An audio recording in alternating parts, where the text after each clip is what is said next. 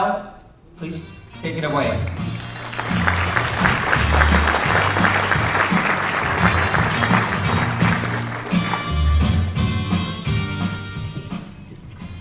Well, I am so excited to be here today. I've heard about this conference. A friend of mine the last 2 years has sent me an email and said, Michelle, why aren't you doing this conference? Why aren't you speaking here? And I speak really all over the globe, and I have no idea. This is a fabulous conference, so thank you, Kelly and Courtney and the rest of them for the invitation to speak. The other reason I'm excited is that Texas A&M is number 3 of the 3 that my son, who's a senior, is considering. He is computer science and engineering. We've done our college visit, and he's super impressed. So maybe we'll have an Aggie in our family. So anyway, thank you so much for the invitation. So what I want to take you through, and he is qualified to get in. I don't know about this school, but he's top 2% of his class at Plano, so we're super proud of him.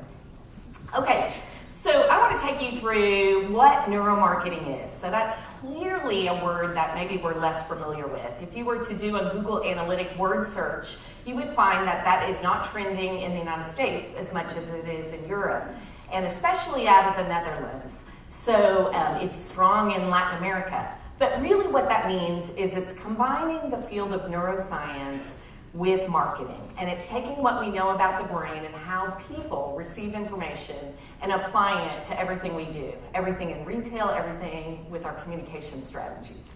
Now, I did a little bit of this. 10 years ago, we opened something called the Smart Learning Center. It's just down in Addison, Texas. It's a 40,000 square foot lab for A/B testing. So it is absolutely, Vinky, you been there?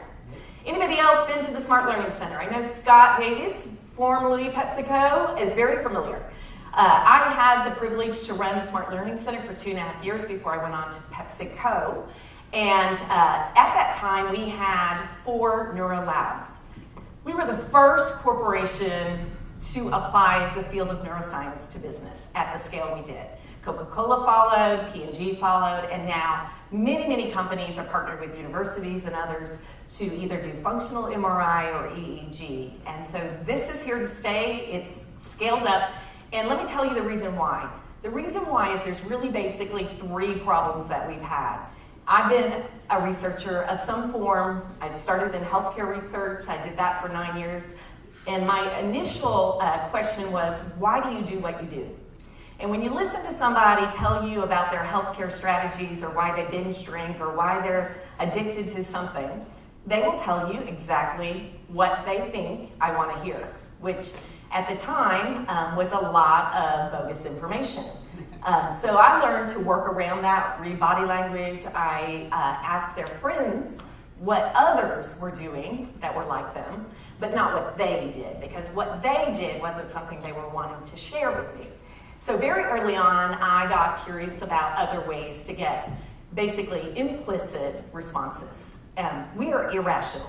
Anybody ever watch a TEDx from Dan Ariely or knows about Kahneman? Thinking fast and slow, right? Raise your hand if you've seen something about us being irrational. Now raise your hand if you think that you are a completely rational being.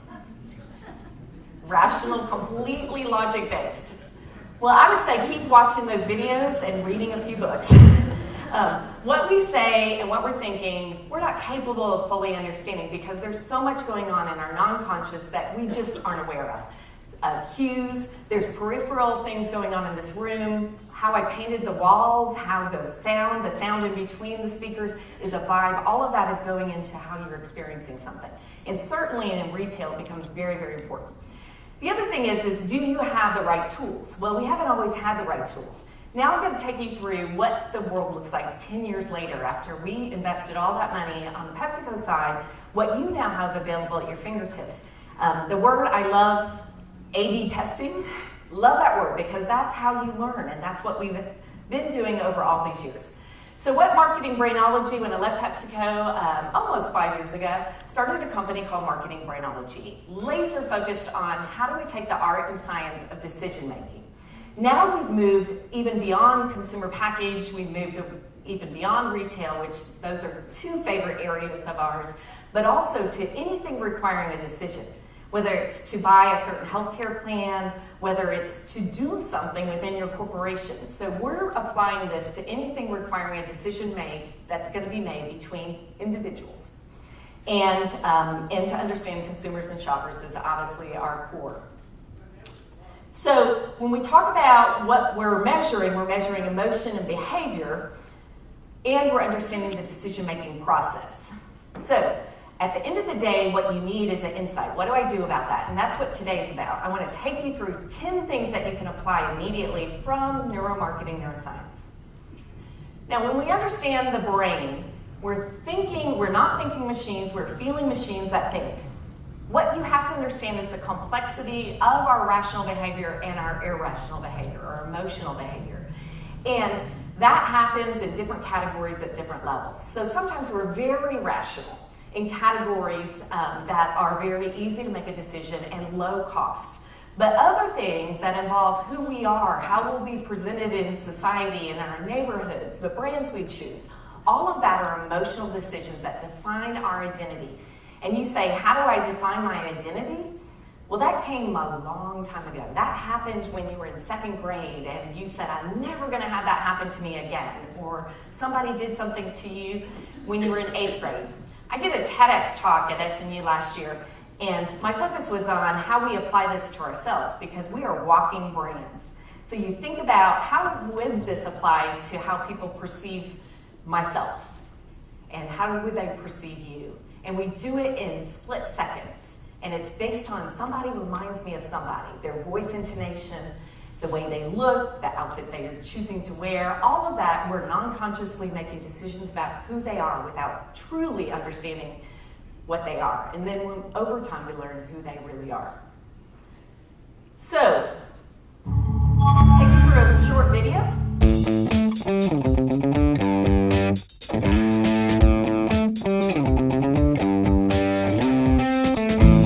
The study of the human brain is still in its infancy, but is rapidly developing. Our brains have virtually unlimited storage capacity, and some estimates say are 1 million times more powerful than most computers. With our brain's untapped abilities, technology is stretching our imagination and taking us to new places. We are able to augment reality and provide experiences we have never considered, learning in a way we've never imagined, engaging our senses in a way that instills true learning. Our virtual world and the real world are colliding, creating a new way of engaging and stretching our brains. Our brains are efficient machines, where 95% of processing is occurring from non-conscious thinking. We are wired to react in ways that our conscious brains cannot possibly keep up with. As we better understand our complex brains, we are able to intersect technology and machine learning to create immersive environments that naturally piques interest and engagement. We are capable of engaging creativity, inspiring consumers and shoppers to reach for more, to expand their imaginations of what is possible. As technology takes our brain to new places, it requires us to create new testing measures tapping into our non-conscious brains. We can no longer ask people what they are thinking or what they want. We have to demand more rigor. As our knowledge of the brain rapidly expands, we should also expand the use of neuroscience tools. We need to work smart, to dig deeper, to capture knowledge at levels we haven't previously been able to. We are moving into a new world, one with almost endless possibilities. Our brains are complicated, and so are the choices we make. We are moving to the next generation of understanding and engagement. Are you ready? So speaking of being ready, how many people were in line last night around Best Buy? Anybody in line? Do you know why the lines were formed? Any idea? Where's my gentleman from Samsung? Here? They were in line to buy virtual reality goggles for $400. All right? So the future is going to be in virtual reality and augmented reality. Now, I do speak all over the world, and I get the opportunity to hear about great platforms. There are at least 400 pop-up stores that are coming that have been placed into things like a competitor's parking lot. They wear the goggles, they show up in the parking lot of a competitor's. It's kind of like Pokemon Go, but for retail. And literally they can buy in these formats. They're formatted actual stores with buying capabilities. But the thing is, it's still in a group setting. So they're getting to show up at that parking lot of the competitor and buy another brand. So this is coming. There are virtual banks coming. There are virtual everything. So I cannot wait till that happens. And I'm sure Vinky and some of the students are aware of this. Some of you guys might already be engaging in this. So I want to take you through the neuromarketing tools, and then we'll get to the 10 insights. So first is implicit response. Implicit response is how PepsiCo first got into this. We were doing something called Zaltman. Anybody remember Zaltman out of Harvard? Right? What did he do? He helped use metaphors and associate a brand or an experience with a word. And they built collages. We had respondents build collages around, when you're thinking about Lay's or Sun Chips, what are you thinking about? How are you visualizing that? So those collages became very important. Now we've moved all that on to online, and you can pull down pictures and you can do some really cool stuff. We also did it in the EEG methodology because we showed people a variety of words. We looked for how their brain was lighting up around those words. We showed them an ad or a product, and then we gave them the same battery of words. And the key words that we wanted, say it was to communicate fresh or cool or fun, those words then, we'd see the brain light up at a different level, and we're looking for the change once they saw the stimuli, the ad. So implicit response is one great tool. You can actually do this with a mobile version of it, and let me see if I can take you back. The mobile version is with some priming. So how many are familiar with priming? Do you know how to prime? Yeah, you probably are doing it already to your kids. You're priming them. Aren't we going to have such a great time at Disney? Aren't we going to have a fabulous, you're priming them. Okay, or dinner's going to be fabulous, or Thanksgiving's going to be wonderful. You'll have to come home for Thanksgiving dinner. So we prime them, and then we show them something, a brand or an image, and then we get their reaction to it. So now I want to get to EEG. EEG is what we do. We have neuromarketing portable labs right now. And the difference from the days of a soundproof booth that you needed to have a physical space for and 64 sensors, you needed neurotechnicians, we had a PhD neuroscientist on staff, 8 hours a day, Monday through Friday. So obviously the expense was great, but now you have portability. 16 sensors is really all you need. And there's a 4 sensor, basically a Fitbit for the brain that's coming very, very soon. So we're able to capture what's going on, and obviously there's key parts of the brain. I'm going to take you through some examples, but that is a technology that is mobile. We can do video realistic, but we could take it into any environment right now. So, and that right there is a portable EEG. It's disposable. So it's used right now on the football fields. If somebody has a concussion, you pull it out, it's got sticky tape, you immediately hook them up and you can see what's going on with their brain. It's medically sound coming from the medical field, but now being applied to business. But this is fabulous. We have done our last study using the disposable EEG, and it's fabulous. You can get somebody hooked up, get all the same read that you had before without all of the pain. Has anybody had an EEG before, if you want to admit? Been used for any of the testing or seen somebody, right? It's kind of cumbersome. It's a big cap, especially with the 64 sensors. This is not. Facial coding. Facial coding is actually being used a lot. In fact, they were using facial coding to select NBA recruits in some of the big basketball teams. I forget, I think it was the Jets, but basically, you're recruiting somebody, you're going to spend a lot of money on them. I'm going to use some facial coding to watch them. I'm going to do that instead of just listening to the words they say. I'm going to watch how they say it. You can also use things, and I'll show you in a second, and that's automated now. You can use it on any online surveys that you're doing. Eye tracking is actually used right now. Some of the best glasses are used. It's called sports science. They're using it to look at agility and training techniques. So they put those glasses on, the athletes, and they see how they are reacting, their reaction times. So well beyond just research. And then lastly, voice intonation. So a little tip for you. app that you can load right now. It's called Moody's. Don't use it on my speech, but use it afterwards on other speakers if you'd like. It's called Moody's, Moodies. It is measuring voice intonation. And when I practice for different speeches, especially for my TEDx, because TEDx was scary to me because I'd put so much weight on it. So when you stand on that red rug, it's scary. And so my voice tone had changed. So I practice, it records your voice, and then it goes back and shows you the mood, intonation, and how you said something. So my husband, who's actually here in the audience, actually uses it sometimes because my voice gets very loud on conference calls, and he just wants to remind me that that is aggressive. Dominant and aggressive are two opportunity areas that I'm working on.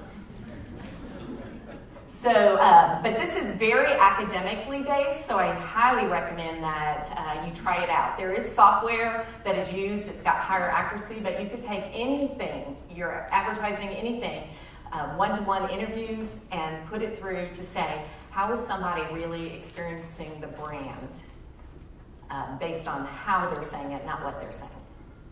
All right, so that's our tools in the toolkit. There are many more, but I just want to take you through. The biggest, funnest, the best thing that I love about presenting this is men and women. Now, you might say, okay, I know we're a little bit different, right? But our brains are structurally very similar. So I've read many articles saying our brains are the same. Well, they're actually slightly different in different areas, and I could take you through that. That's a whole nother lecture. But what I want you to understand is 90% of all of this kind of research has shown significant differences by men and women.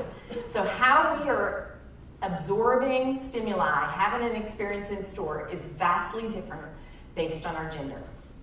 So I want you to keep that in mind. I'll show you a couple of examples, but that at least allows the science to come through in that conversation versus emotion, which sometimes if I say, well, we're different, then some people will make the case, no, we're exactly the same. This is an example, and Scott, you might remember this one, right? It was a Lay's ad. It had popping potatoes. We wanted to take back to the farm the idea that Lay's is actually made of potatoes, and those potatoes are actually 3 simple ingredients. It's just a hint of salt, it's healthy oils, and potatoes. But the thing that the men focused on was actually the potatoes exploded into a firecracker. There was a loud boom, and then the chips came down.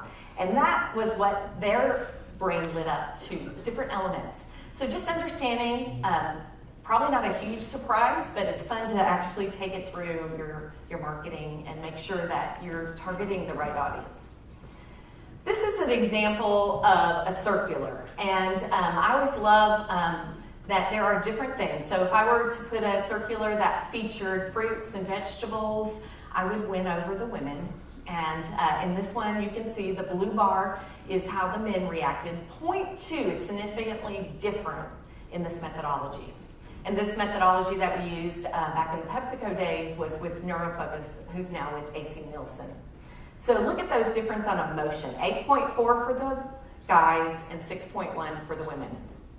Now, it's not that we don't love meat, it's just our brains don't light up in the same way.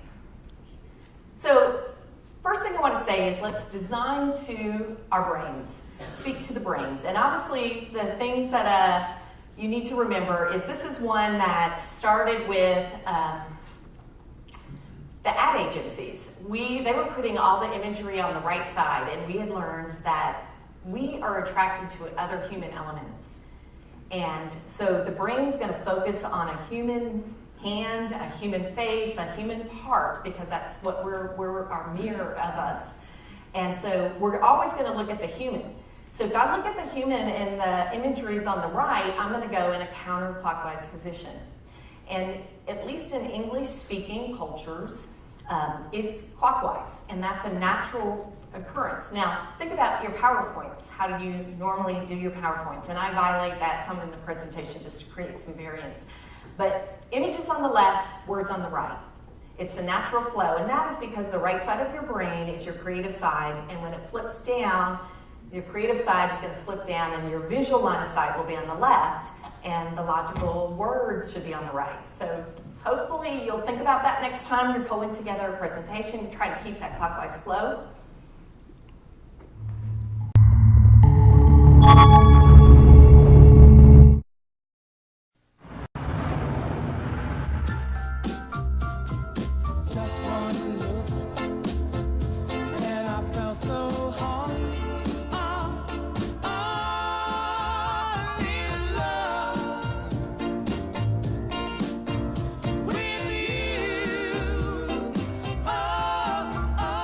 Great new Pepsi can or what? Introducing a whole new way to look at Pepsi and Diet Pepsi. It's beautiful. So let's just let those 4 segments, let me describe the one on the left, mom, about 37 years old. Then it was a 25-year-old, no kids, female. And then the third brain in was a male, 34-year-old dad, and then a 19-year-old, no kid. So did the brains look different? Which one did you see light up? Red is your brain is lit up, and I can walk you through the what? Which one? Dad? And Dad, so this ad came out in 1992, is that correct? 1993? And the reason why we tested this, and this is how we roll, we do a lot of client-based work, but sometimes we're just curious. So there's a new Pepsi ad that is using emoji version of this. Has anybody seen it? Exactly the same thing with the emoji in the bottles. And we wanted to say, would people respond the same way? But the fun part became who remembered it's Cindy Crawford, and so if it was from their generation and their age they would have been in 1992, 93, to see if they're seeing it from those days. It's kind of like those posters you might have had in your room, and then when your fondness for that particular model might be different as you're aging and they're aging. But it's from that nostalgic moment where you really were in love. So clearly, this is a good way to say, are we connecting to the audience that we're interested in? So engaging emotions, make us connect and remember. So the way it works is I could actually look at those 4 quadrants of the heat map. So what I really am interested in is not just the top one on the left, because I'm going to show you a couple others, is really like involved in memory, all the processes for memory. Then I have one that is my processor, how I'm actually absorbing information. Obviously it's complex, my brain's going to work harder. The bottom left is alpha. Alpha is when I have motion, when I have music, when things are moving, and all that activity and color that would be going on. Beta then is when I get to the mirror, when I'm wanting to experience something. So virtual reality, the beta part would show up when I'm trying to mirror something or I wanting to experience something. So at the end of the day, I need all of those things to click to go into long-term memory. So if it's not red, they're sleeping. I mean, we knew they were awake because we had a webcam and we had videos, but they're basically not absorbing and they're not relating. So one of the things, there's an entire academic paper on approachability. So if I want to connect with you and I didn't have a barrier of stage, I would walk out, right? Professor Binky? Yeah. Right? You would walk out because I want to connect. And I might even use the approach, put my hand on the shoulder and make that physical touch. But our imagery should project that same thing. I want to approach. So when you show somebody not emotion toward you, you're not going to connect as well. So these are just little tips on how to get somebody more emotionally engaged.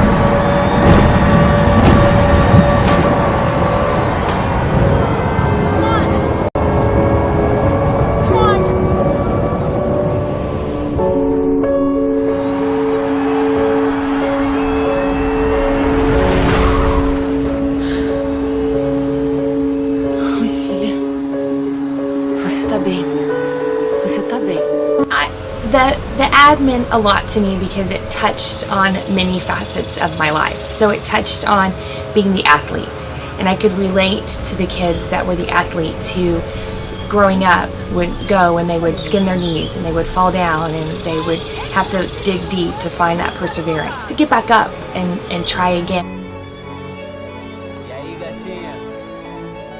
Tu tá indo pra onde? Tu tá indo pra onde? But being a mom now, I can look back on it and see how hard that is sometimes to watch your kids fall down and skin their knees and fail, and give them those words of encouragement to get up and try again, and knowing that they're probably going to fail again, but just knowing that if you just push them in the loving and encouraging way, that it will get them to reach the goal that they want.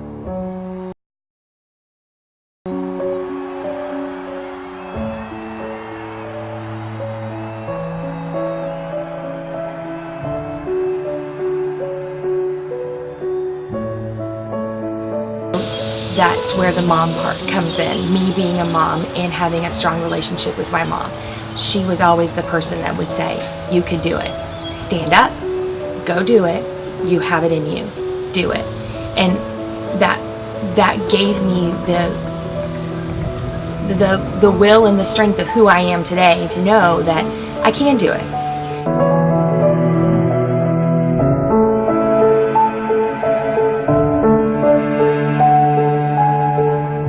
P&G, proud sponsor of moms. What happened when we got to, so a lot of scary stuff happened. Now PG has NeuroLabs, and I know they tested this one.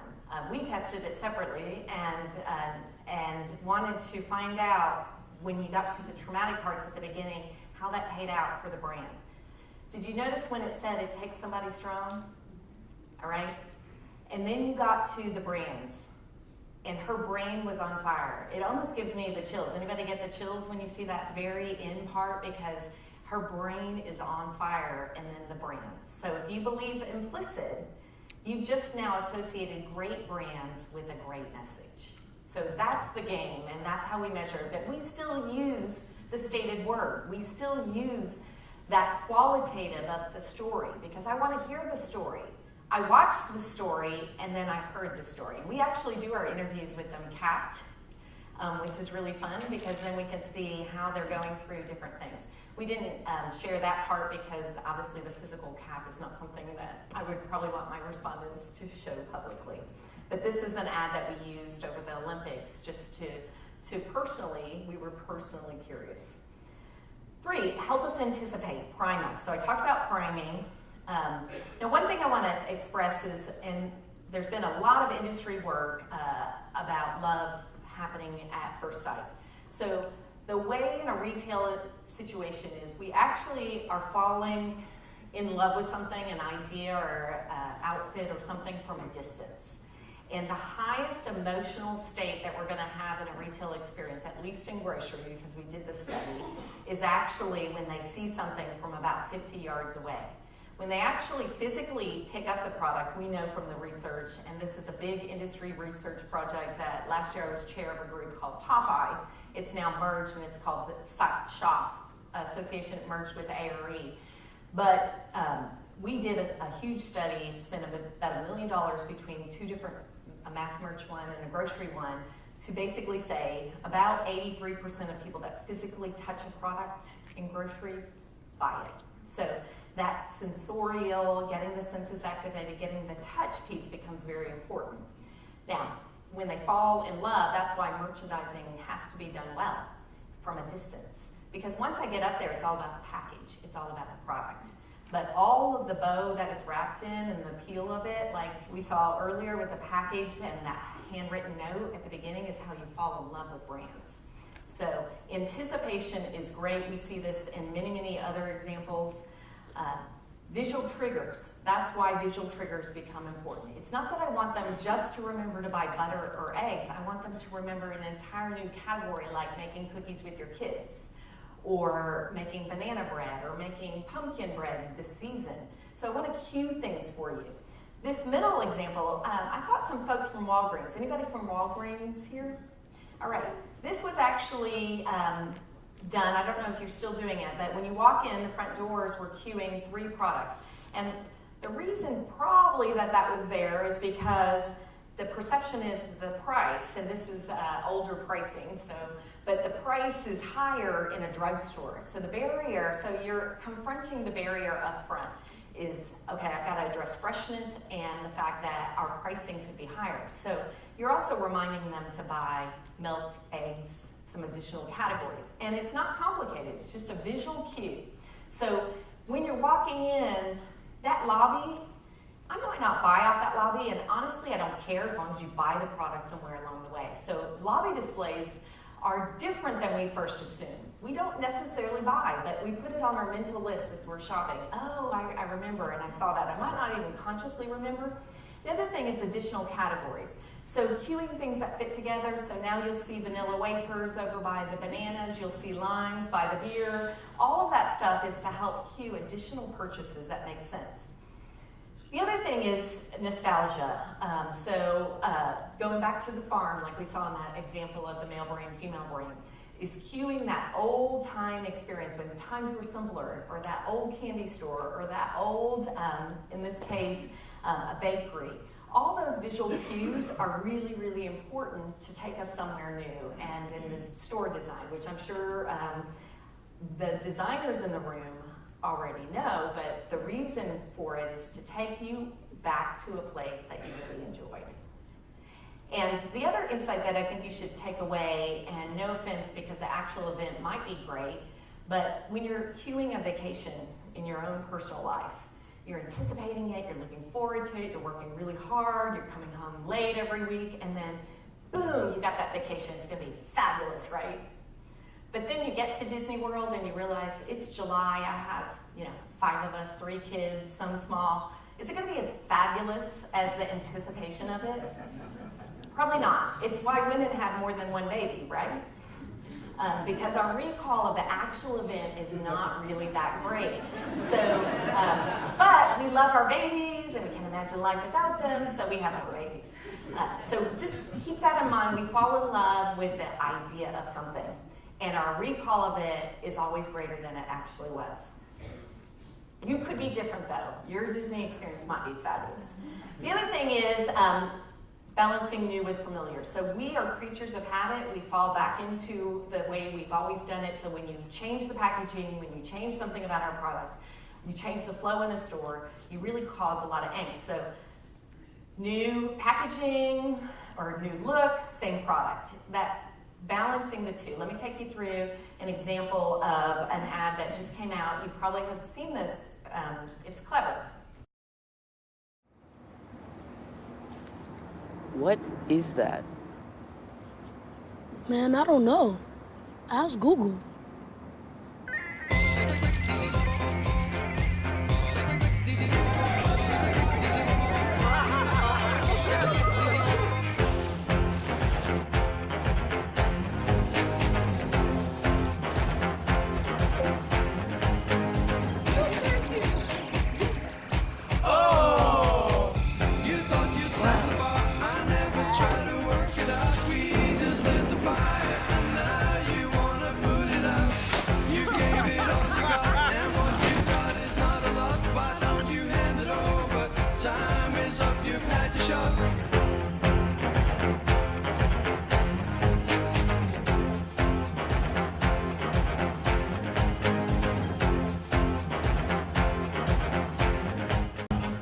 Do you see how they took something familiar? We all know the Google bar. The Google bar goes this way. As that video went on, it morphed into the Google phone, essentially trying to take you through the logic of why Google has the right to succeed in phones. We'll see how that works, but there's a lot of media right now with a similar ad to this, several versions.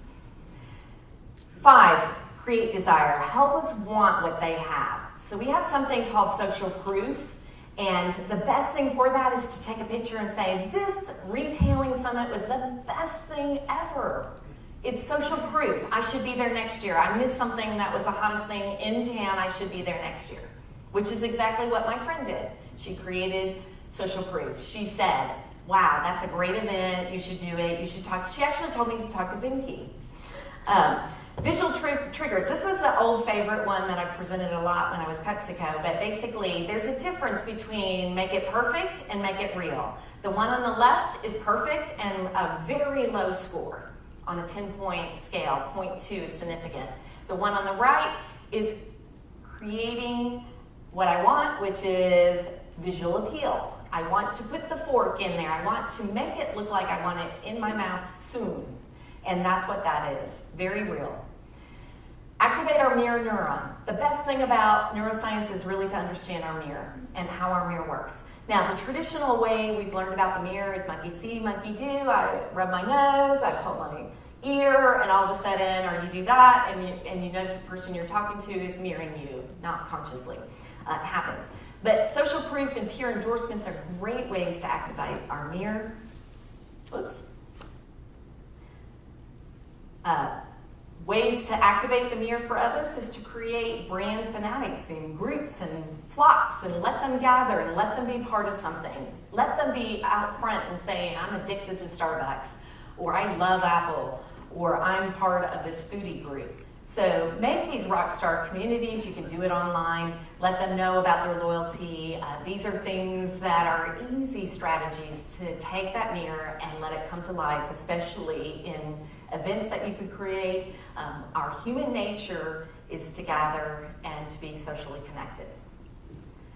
7, take us somewhere. So this is going to be the future. I'm so excited to announce that we actually, you saw in that first video, we have eye tracking available in virtual reality, and we're going to add the EEG to it. So we'll have, our brains are able to experience something, whether it's rock climbing or jumping off a building, the way, and have all that humanness, all those responses of our body, biometrics, and we're able to have that then through virtual reality, which makes it really exciting for retail.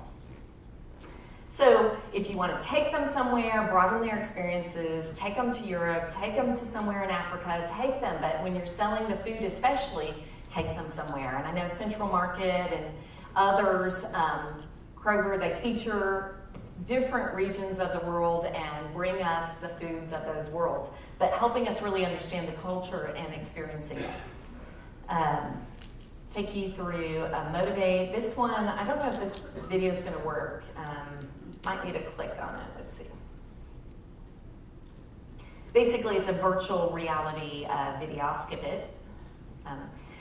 Provide richer experiences, sparking curiosity, teaching them something new, allowing them to experiment, and providing access and experts. That's stuff that is going on, but it's going on for very, very good reason. Staying fresh. All right, another tip besides images on the left, words on the right, is if you want to be personally known as something, smart, funny, creative, use that word, strategic. So this is a tip, use it for good, not evil. But if I were to sprinkle the word strategy, our strategy in neuromarketing is to do this or that. And we use a very strategic approach. And I use that word and I just sprinkle it in. Your brain will have now associated me, hopefully, with the word strategic. So if I want to be fresh as a product, use the word fresh. So there is this repetitive use of the same word, but the key is clarity. A lot of companies and a lot of brands are not clear who they are and can't come up with one single word that they want to be associated with. If you want to be smart, then that's your word. You can't be everything. You can be one thing first and foremost, and then add 2 and 3. But you can't be everything. So you can do it personally, but definitely do it for your retail brands. This video I do want to show you. What this is a digital display with a very great visual of strawberries, and it's overlaid, and the actual increase in berry sales is through the roof, all through digital and tempting people, and it's stopping power, it catches your attention, it's in motion, it's fresh. And when I say the word fresh, it's meaning that I can change it out on a regular basis, so I can create seasonality and relevancy and localness of it. 10, personalize your message. So through the apps, through social media, there's beacons now that you can use on within a store. We know Nordstrom, when you walk in, if you've signed up and opted in, then they know you're in the store and they can greet you by name and understand what you might be looking for and solve problems that you might have. But you can also do this anywhere because the beacon identifies where you are and you walk by. So personalized pricing is a really great strategy. I know there's several retailers that are doing it, but if I know what shopper segment, we heard earlier the shirt segments, the different ones, so we have those for retail also, and we know the price-sensitive shoppers, we know the experimental or the experience-based shoppers. All of that, a variety shopper based on that Popeye study was by far the highest basket ring, and the only one having a positive emotional experience throughout the shopping visit. So we focus on the price-sensitive shopper, but we don't necessarily focus on the variety-seeking shopper, who's actually very high value. Personalized through digital, relevancy, avoiding wear out. We worry about an ad running over and over again, but we don't worry about our merchandising and our communication in the store necessarily wearing out, but it does. And it wears out very, very quickly. So digital allows us to stay fresh. 3D printing does also. So, last slide. Top neuromarketing behaviors for the future: activate your mirror, stand out and attract attention, use triggers, leverage nostalgia, and connect emotionally. And what I want to do is open up for a question or two. Be sure to follow Marketing Brainology. Our Twitter handle is Marketing Brano, and hopefully you're using the hashtag Retailing Summit today and tomorrow. So questions?